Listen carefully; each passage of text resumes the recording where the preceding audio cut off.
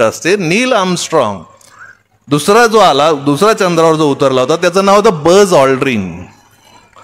पण हे दोघंच चंद्रावर गेले होते का? नाही, अजून तिसरा माणूस पण गेला होता. त्याचं नाव होतं मायकल कॉलिन्स. या मायकल कॉलिन्सची गोष्ट मी मुद्दामून सांगतो, तुम्ही मुलांनी नीट लक्षात ठेवा. मायकल कॉलिन्स हा चंद्रापर्यंत गेला. ते यानाचे 2 भाग झाले. एक भाग चंद्रावर उतरला, त्याच्यातून नील आर्मस्ट्रॉंग उतरला, बज ऑल्ड्रिन उतरले. हे दोघं चंद्रावर उतरले. त्या यानात चंद्राच्या जवळ जाऊन, म्हणजे नेवाशापाशी यान उतरले, हा सोनईत आहे आणि तो इतक्या जवळ असूनही चंद्रावर उतरला नाही. त्या यानात फिरत राहिला जोपर्यंत या दोघांनी चंद्रावर फोटो घेतले, परीक्षण केली, पण तो तिथे उतरला नाही. का उतरला नाही?